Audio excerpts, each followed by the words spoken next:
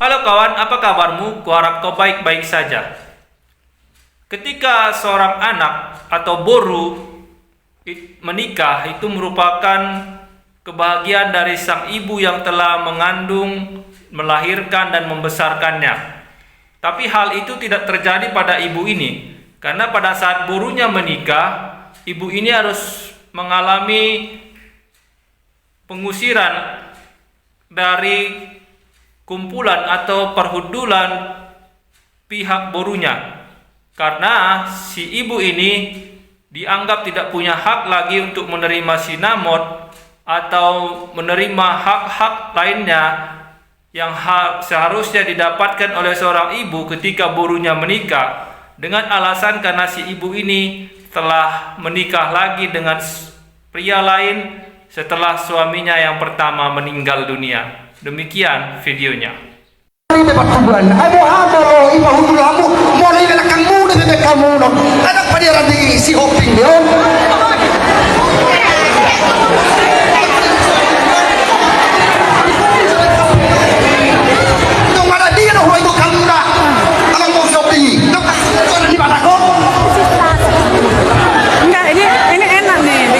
Jadi satabi akan dihamu raja itu turnami Molohami matuk dihamu sangat pia doa ke raja nami jala mulai hupat tondoko kami hamuna tungsopaku ma 10 jari-jari pa 10 sada si bajujud siapona suhu bolong nama doko bolo adong pe intermuna nah hurang pa so kumipa tuduhamu di jeloloan nomor sangat nomor kuah oma pangidoaku saluhun na hamuna hormati hami bolo adong pe akka dipudi mai Satabi, Osia dulu sahuta. Satabi di hamu dulu sahuta. Nama kata yon. Molo intermuna mau kamu tuh tahu. Ulah-ulah di komendalan. Bersogo bahaduan kamu kata di kata ulah-ulah mau yang bertuang guru naibe. Ulah-ulah kepada dekat. Pada detik kita. Oh ke atas ke tengah sahuta. Mau lihat nih. Tabah hujul jo. Sudah hujul. Inilah yang ditakuti. Masapa dari tanah 10. Jadi kronologinya seperti ini kawan. Ada seorang ibu yang diusir dari pesta pernikahan karena ibu ini sudah menikah lagi. Ya, ibu ini adalah ibu kandung dari pengantin wanita. Jadi ketika suaminya yang pertama meninggal, ibu ini menikah lagi. Nah, karena di adat Batak katanya, kalau seorang wanita menikah lagi, maka dia tidak punya hak untuk menerima sinamot dari borunya atau dari anak perempuannya yang akan menikah di kemudian hari. Jadi persoalan inilah yang membuat keributan pada pesta pernikahan tersebut, di mana pihak keluarga dari pengantin wanita atau yang membawa marga dari si wanita ini tidak mengizinkan ibu kandung dari si wanita ini untuk duduk dan menerima sinamot dari perkawinan anak borunya atau dari borunya ini. Nah, keributan ini membuat suasana jadi panas karena pihak dari perempuan atau pengantin wanita ini bersikeras untuk melarang ibu kandungnya menerima sinamot dan duduk bersama dari keluarga suami pertamanya yang sudah meninggal, karena ibu ini sudah menikah dengan marga yang lain. Karena menurut para tetua adat di sana bahwa seorang wanita yang mabalu atau janda karena meninggal suaminya itu tidak diperkenankan untuk menikah lagi. Kalaupun si wanita ini menikah dengan marga yang lain, maka si wanita ini atau si ibu ini tidak punya hak untuk menerima sinamot dari borunya yang akan menikah dengan orang lain. Nah, di sini kupikir-pikir, apakah adat ini benar atau tidak ya? Karena aku pun masih muda, belum mengerti tentang adat Batak seluruhnya. Tetapi secara logika, secara akal sehat, bagaimana mungkin seorang ibu yang melahirkan borunya dan membesarkannya hanya karena dia menikah lagi dengan pria lain, dengan marga yang lain dari suami pertama yang meninggal, itu kehilangan hak atas borunya ini. Itu kehilangan hak atas sinamot dari borunya ini. Kurasa itu adalah hal yang keterlaluan, kawan. Kenapa aku bilang keterlaluan? Karena sekalipun sang ibu menikah lagi dengan marga yang lain, tetap tidak ada seorang pun yang bisa memisahkan sang ibu ini dari borunya yang telah dilahirkannya. Apalagi kalau sang ibu ini membesarkannya, menyekolahkannya sampai si borunya ini menikah. Masakan pihak dari suami pertamanya melarang si ibu ini untuk menerima sinamot, untuk menerima bagian yang seharusnya dia terima kalau seandainya suami pertamanya ini masih hidup. Bukankah ini adalah sebuah pengekangan? Bukankah ini sebuah hal yang kejam? Bukankah ini sebuah hal yang sadis? Ketika sang ibu yang melahirkan borunya, membesarkannya, lalu menikahkannya tidak punya hak untuk menerima sinamot atau mahar dari si boru yang menikah ini, hanya karena dengan alasan sang ibu ini menikah lagi dengan pria lain setelah suami pertamanya atau bapak dari si boru ini meninggal dunia. Itu bukanlah adat menurutku, karena kalau adat ini itu di dalamnya terdiri dari norma-norma yang mengatur kesopanan, termasuk kasih, cinta, saling menyayangi, saling menghormati. Bagaimana mungkin kita berkata kita menghormati si ibu kalau kita melarang dia untuk menerima sinamot, bahkan duduk di samping pengantin wanita hanya karena alasan si ibu ini sudah menikah lagi. Memang yang ku tahu dalam adat Batak, ketika sang suami itu meninggal, apalagi kalau dia tidak punya anak dari suami yang meninggal ini, maka dia akan dipulangkan oleh keluarga paranak kembali ke keluarganya si ibu ini.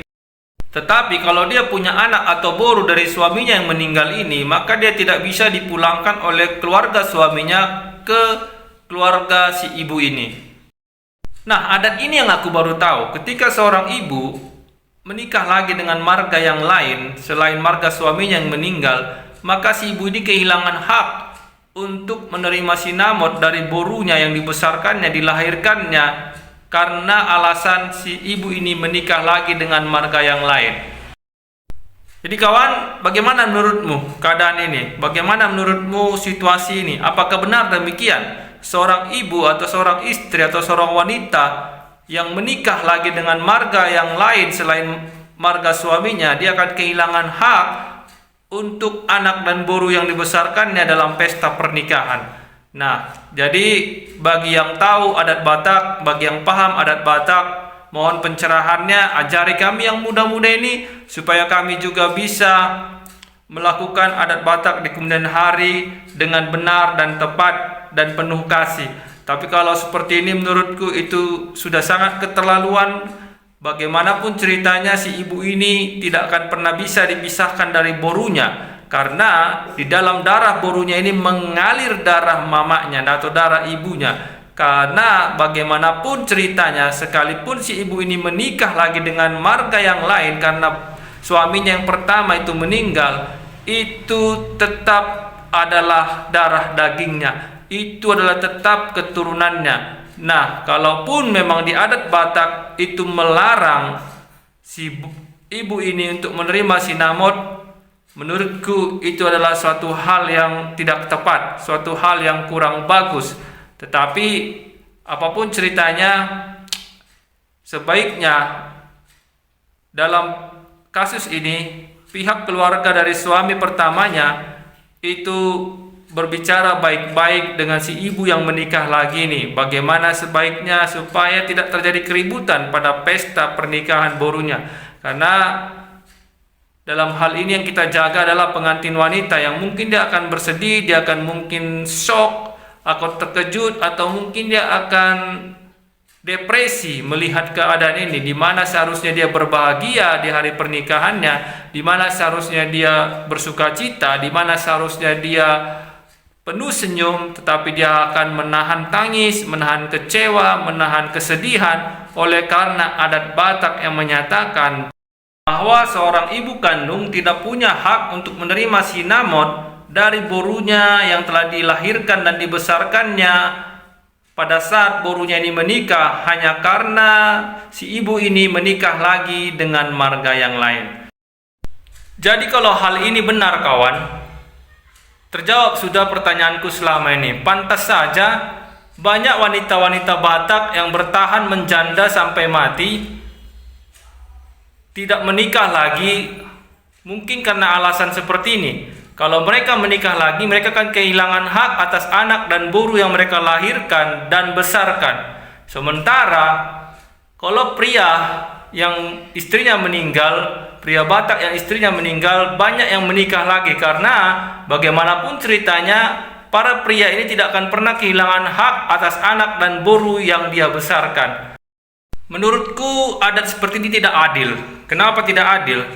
Kalau misalkan seorang pria ketika istrinya meninggal, dia bisa menikah lagi dan dia tidak kehilangan hak atas anak-anak, hanya karena anak-anak itu adalah pembawa marga dia, anak-anak itu semarga dengan dia.